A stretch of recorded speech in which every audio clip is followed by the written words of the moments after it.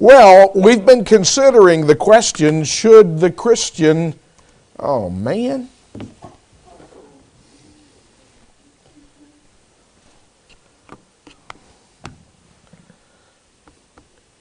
Houston, we have a problem.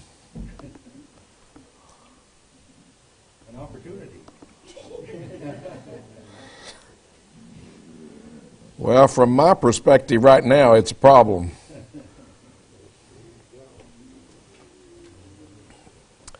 I have no idea why this happens, but we've been taking a deep dive into the question, should Christians keep the Sabbath? And a couple of weeks ago, I made three basic arguments to try to show you that we're not obligated to keep the Sabbath today. First of all, because the covenant commanding Sabbath-keeping was made with the Jews alone. And then secondly, the covenant commanding Sabbath-keeping has been replaced by the new covenant, which does not require Sabbath-keeping. And then the third basic argument is that the Jewish Sabbath was not observed in the early post-apostolic period. Didn't really have time to present information for that third point, but I presented that kind of information, at least to some extent, in our last What is Written study. Well, last week we looked at some of the arguments that Sabbatarians make from the Old Testament, and this morning I want to look at some of the arguments that they make from the New Testament. I'm trying to equip the saints to at least familiarize you with some of the arguments that Seventh-day Adventists would make to try to support their position. And I have arranged this material kind of sequentially through the New Testament. And so we'll look, first of all, at Matthew chapter 5, verses 17 and following. And Sabbatarians argue that Jesus didn't come to destroy the law. You're very familiar with this passage. It's a part of the Sermon on the Mount where Jesus said, "Do not think that I came to destroy the law or the prophets. I did not come to destroy, but to fulfill. For assuredly I say to you, till heaven and earth pass away, one jot or one tittle will by no means pass from the law till all is fulfilled. Whoever therefore breaks one of the least of these commandments and teaches men so shall be called least in the kingdom of heaven. But whoever does and teaches them, he shall be called great in the kingdom of heaven." Based upon the Sabbatarians' understanding of this passage, they would tell you that since I am teaching that we're not obligated to observe the Sabbath today, that I would be least in the kingdom of heaven. So this is a serious question. I want to point out at the outset that if this passage proves that the Sabbath is still binding, it proves the same thing about every jot and tittle, what Sabbatarians would call the ceremonial law. And they say that's been done away. I think that's a problem for them. We can kind of state their argument in the form of a syllogism. The major premise, not one jot or tittle will pass from the law till heaven and earth pass away. Minor premise, heaven and earth have not passed away, therefore nothing has passed away from the law. Now I hope you can see a problem with at least the major premise, because that's not what Jesus said. They leave out a critical part of Jesus' statement. Jesus said, "For assuredly I say to you, till heaven and earth pass away, one jot or one tittle will by no means pass from the law till all is fulfilled." They leave that last part out. I think a similar statement in Luke helps us understand what Jesus is saying. Luke 16:17 says, "And it is easier for heaven and earth to pass away than for one tittle of the law to fail." What Jesus is saying is that that old covenant law would continue and heaven and earth would pass away first if it didn't continue until all was fulfilled. Again, Sabbatarians believe that what they call the law of Moses, the ceremonial law, has passed away. That's a problem with their argument from this passage. So we ask the question, did Jesus do what he came to do? He said, I didn't come to destroy the law and the prophets, but to fulfill. Did he do what he came to do? Well, if he did, then the law and the prophets could be abrogated after they were fulfilled. If he didn't do what he came to do, then he failed. And if he failed, he can't be the Messiah or the Son of God. Notice this syllogism. Jesus said he came to fulfill the law. In his high priestly prayer, as some have called it, in John 17, verse 4, Jesus said, and we just looked at that recently, Jesus said that he had accomplished the work that God sent him to do. Therefore, Jesus fulfilled the law, and the law could pass away. Over and over again in the Gospel of Matthew, we're told that a particular action of the Lord fulfilled various Old Testament prophecies. Consider this syllogism. Jesus didn't come to destroy the law or the prophets till all is fulfilled. All has been fulfilled with respect to Jesus' incarnation. Look at what Jesus says in Luke chapter 24, beginning in verse 44. Then he said to them, these are the words which I spoke to you while I was still with you, that all things must be fulfilled, which were written in the law of Moses and the prophets and the Psalms concerning me. And he opened their understanding that they might comprehend the Scriptures. Then he said to them, thus it is written, and thus it was necessary for the Christ to suffer and to rise from the dead the third day, and that repentance and remission of sins should be preached in his name to all nations, beginning at Jerusalem, and you are witnesses of these things. Jesus fulfilled the Old Testament prophecies pertaining to his incarnation. Therefore, the law and the prophets, as New Testament writers tell us, have been replaced. That little word till, when Jesus says he didn't come to destroy the law or the prophets, not one jot or tittle would pass till all was fulfilled. That little word till implies a termination point. In Matthew chapter 1 and verse 25, we're told that Joseph did not know his wife Mary until after Jesus was born. Well, that implies that he did know her sexually after the birth of Jesus. Well, moving on to another argument that they sometimes make, we are reminded that Jesus told the rich young ruler to keep the commandments. Remember when the rich young ruler came and he asked Jesus, what do I need to do to inherit eternal life? Jesus told him to keep the commandments. Now, when Sabbatarians read the word commandments and it's convenient for them, they immediately think 10 commandments. They see the word commandments and they think 10 commandments. Well, let me remind you of something that you already know, and that is that the rich young ruler lived under the law of Moses. And so we shouldn't be surprised that Jesus would tell him to keep the commandments. Just as he told the leper that he cleansed in Matthew 8, verse 4, to go present himself to the priest and make the gift or the sacrifice that the law required. Just as he told the multitudes and his disciples to obey the law of Moses in Matthew chapter 23. Let me just point out that in this conversation that Jesus had with the rich young ruler, he didn't mention the Sabbath command.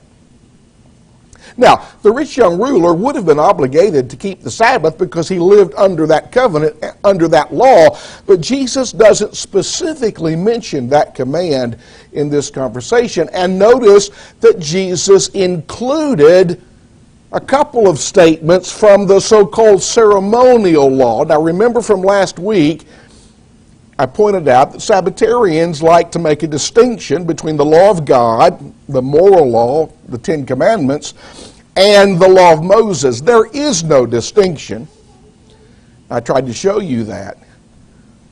But in Jesus' conversation with the rich young ruler, he refers to loving your neighbor as yourself. Is that a part of the Ten Commandments?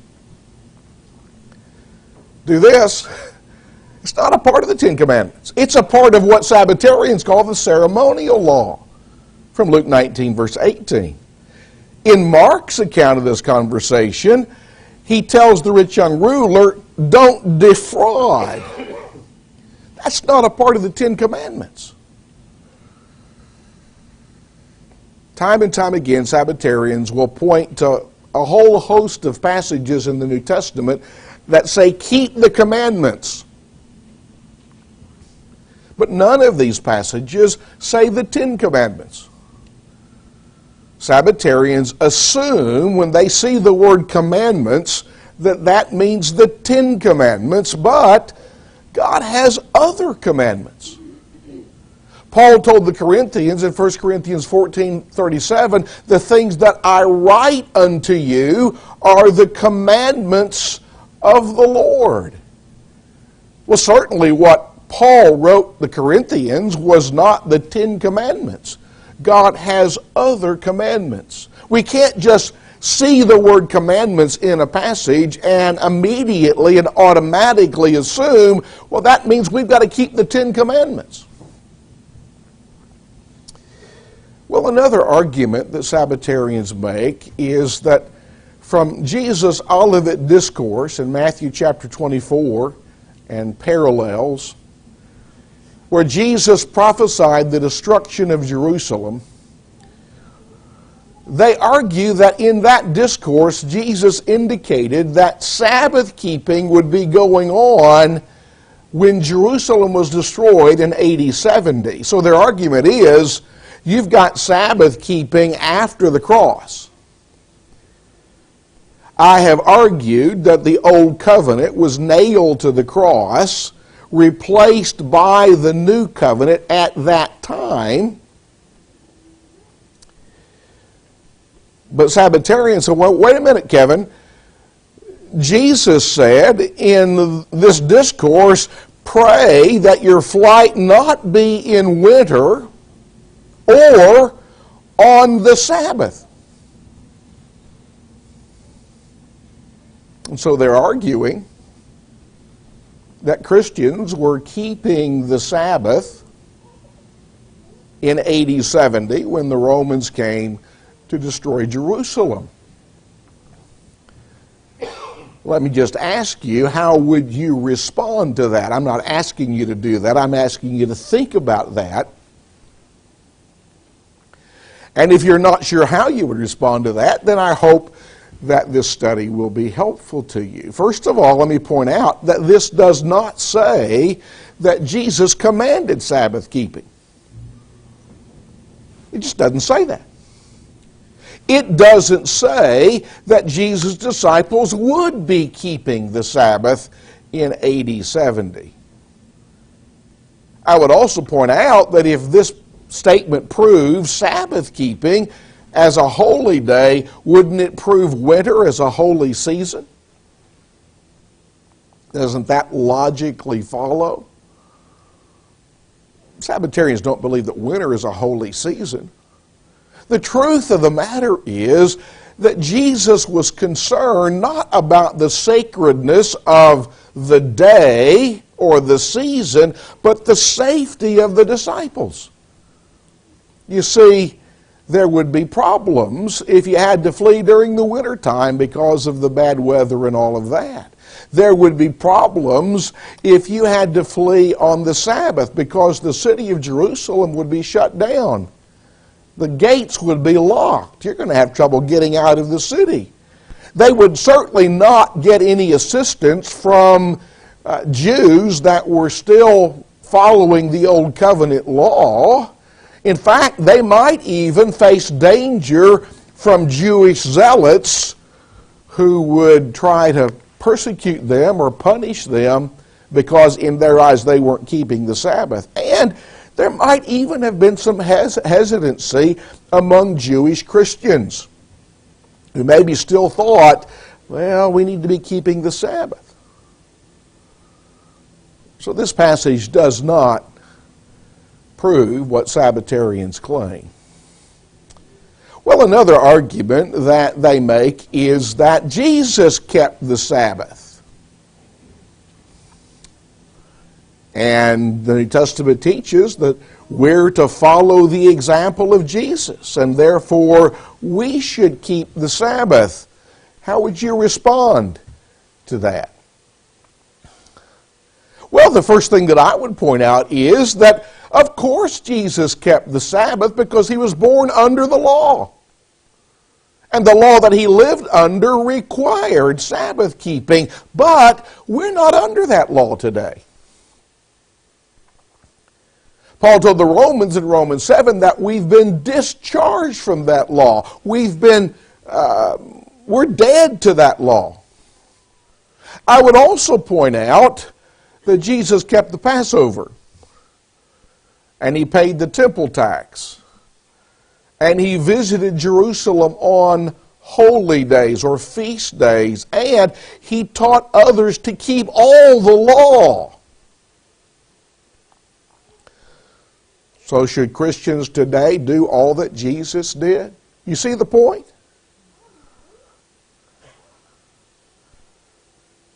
Yes, Jesus kept the law because he lived under the law. And he taught others to keep the law because they lived under the law, but that law has been replaced. And the new law of Jesus does not require Sabbath keeping. Jesus obeyed the law he lived under. We obey Jesus today when we obey the law that we live under. And that law does not require Sabbath keeping. Well, another argument that Sabbatarians make is that Jesus says in Mark chapter 2 that the Sabbath was made for man. Let's turn and look at that passage, if you will. Mark chapter 2, notice verse 27 and 28. And he said to them, the Sabbath was made for man, and not man for the Sabbath.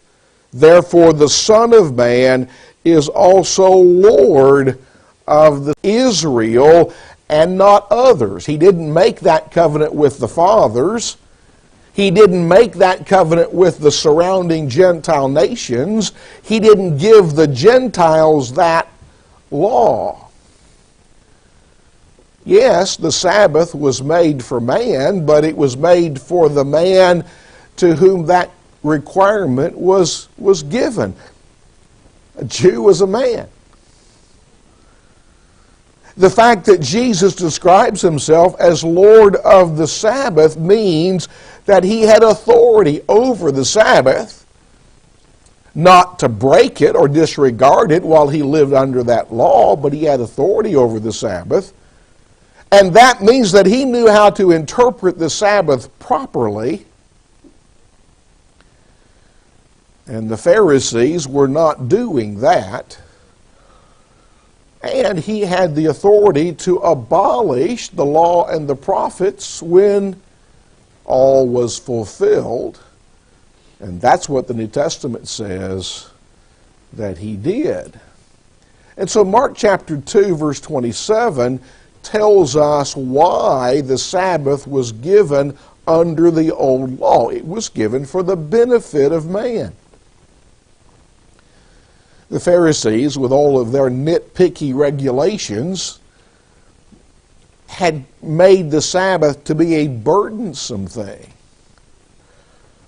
Mark chapter 2 and verse 28 tells us that Christ has authority over the Sabbath, but neither of these statements tell us whether the Sabbath is commanded under Christ's new law. They just don't tell us that.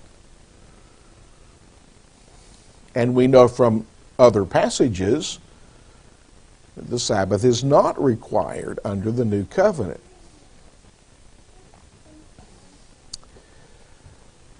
Well, they remind us that after Jesus' death, before he was raised on the first day of the week, that the women who came to the tomb, they kept the Sabbath. This was after the cross. Look at Luke 23:56. Then they returned and prepared spices and fragrant oils, and they rested on the Sabbath according to the commandment. Sabbatarians are quick to point. This was after the cross. This was after, you say, Kevin, that the law was nailed to the cross. After that old covenant was replaced by the new covenant. And here you've got these women resting on the Sabbath. What about that? Well, I ask you, what about that?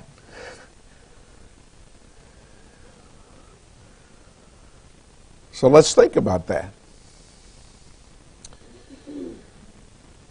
Paul told the Colossians, in Colossians 2, that the handwriting of ordinances or requirements was nailed to the cross. I believe he's talking about the old law of Moses. But the women who rested on the Sabbath, right after Jesus' death, they were following the only law they knew at the time. The Hebrew writer makes it plain that a testament becomes effective at the death of the testator. We all understand that when it comes to last wills and testaments.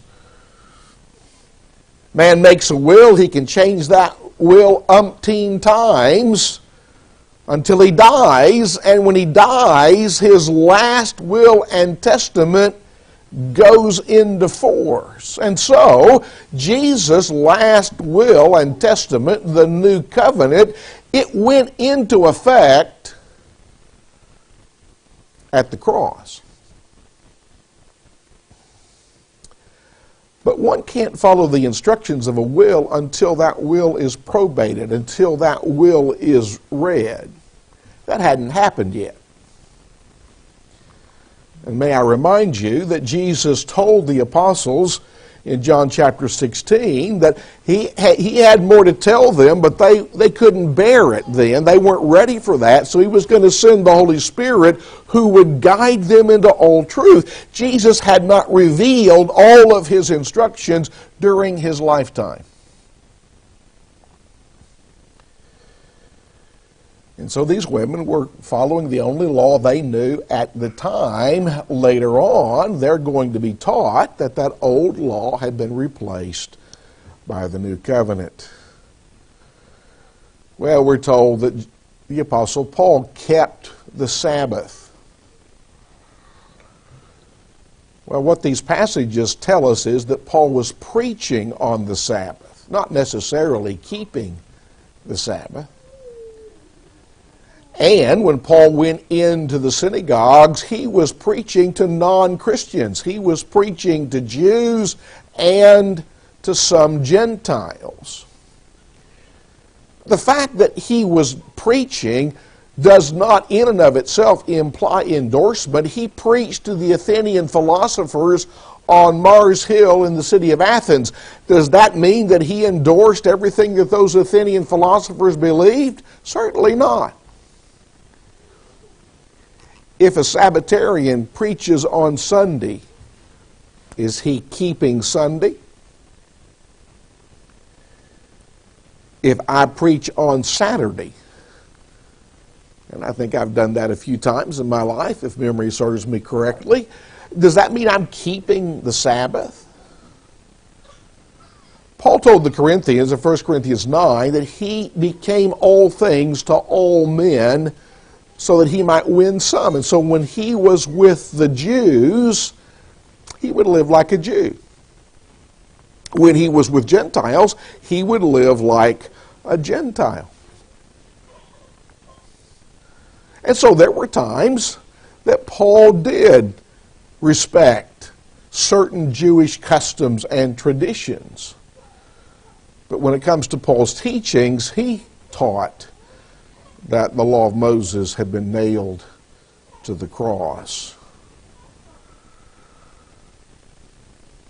In Acts chapter 13, when Paul was preaching in the synagogue there in Antioch, it was the unbelievers who selected the day, who asked him to preach the next Sabbath. Luke tells us that it was Paul's custom to preach on the synagogue. Why did he do that wherever he went? Well, he knew there would be religious people there. He kind of had a ready-made audience. So he went where the people were. But there are passages that also tell us that Paul preached daily. You see my point? If Paul preaching on the Sabbath means that he kept the Sabbath, then Paul preaching daily would mean what? And he preached on the first day of the week in the city of Troas. So if Paul preaching on the Sabbath means he kept the Sabbath, wouldn't Paul preaching on the first day of the week means that he kept the first day of the week? Sabbatarians don't believe that. And whatever Paul proves for the Sabbath, it proves for Pentecost, because he was wanting to get to Jerusalem, we're told in Acts 20, by Pentecost. Well, some argue that when we're told that the disciples came together to break bread and Paul preached unto them until midnight, Acts 20 and 7, passage we're all very familiar with, that the Lord's Supper was observed on the Sabbath in Troas. And it kind of relates to how time was calculated in the ancient world. And various nations or cultures calculated time in different ways. For the Babylonians, their day began at sunrise. For the Umbrians, I don't even know who the Umbrians are. You were supposed to smile. They calculated their day from noon to noon. Romans from midnight to midnight. The Athenians and the Jews from sunset to sunset.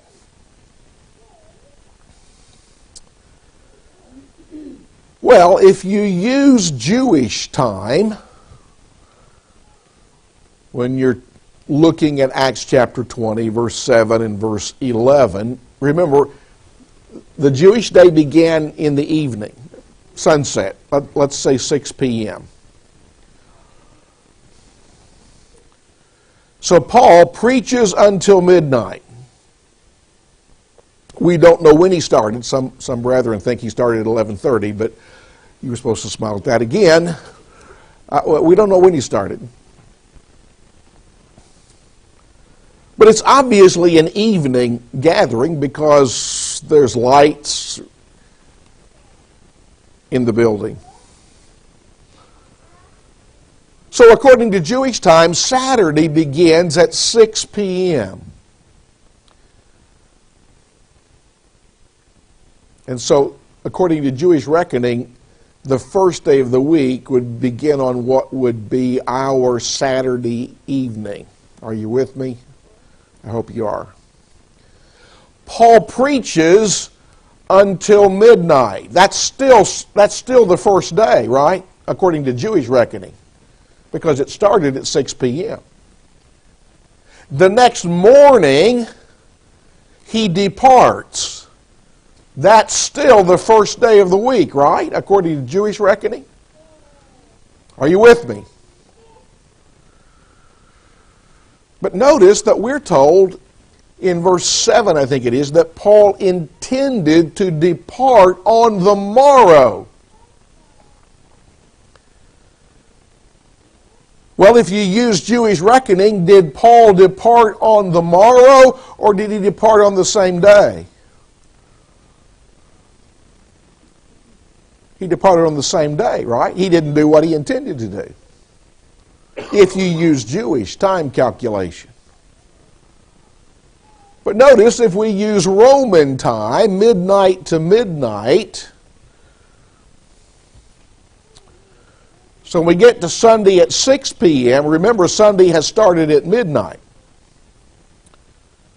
So this would be Sunday evening according to Roman time. So the first day is continuing. Paul preaches till midnight, so that means the second day begins. Everybody following me? Then Monday morning at 6 a.m., Paul departs, so the second day continues. Are you with me, Nikki? So we're told that Paul intended to depart on the morrow, and according to Roman calculations, that's exactly what he did.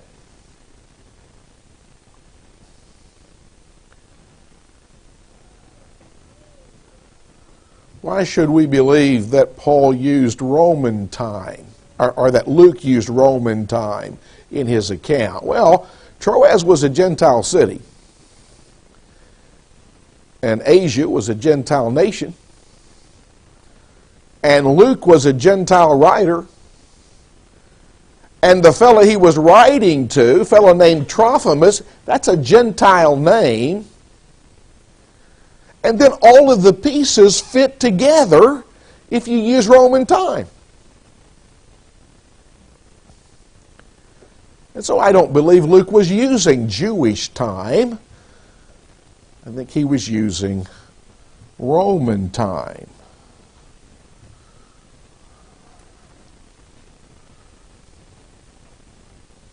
Sabbatarians like to argue that this breaking of bread in Acts 20:7 is not talking about the Lord's Supper.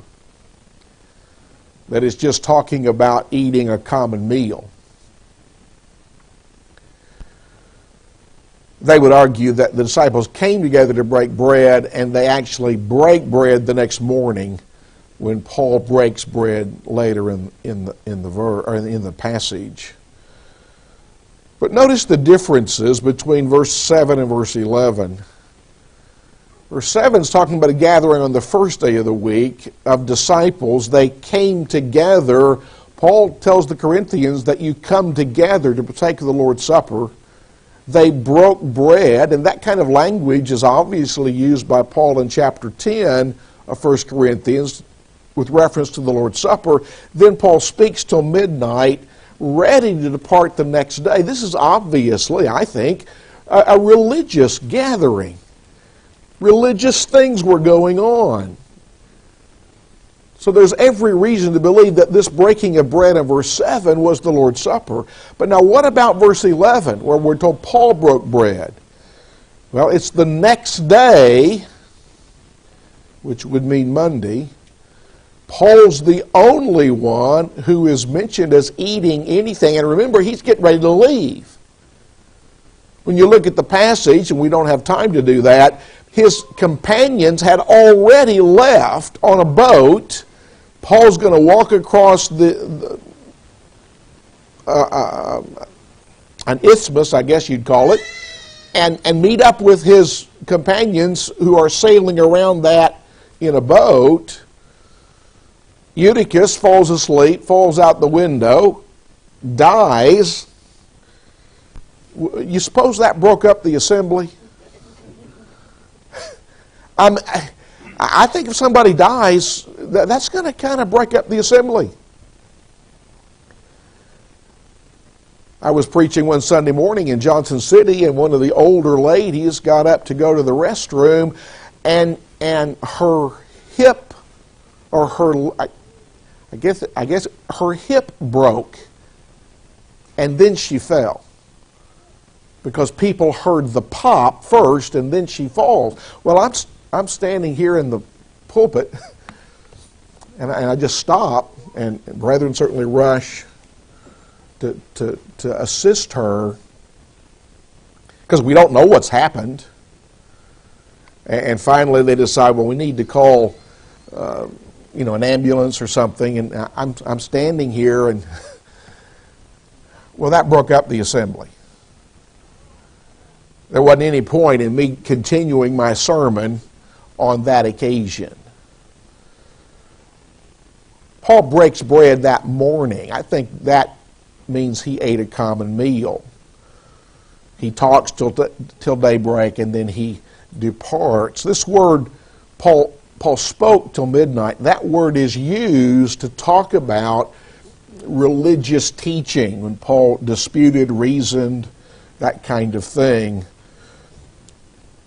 This word eaten is used figuratively. Jesus tasted death for all men, Hebrews 2:9. It's also used literally to talk about either drinking or eating food, but it's never used for the Lord's Supper. Well, we're out of time. And we'll conclude this deep dive at this point. I hope our study has been informative and helpful to you. Thank you.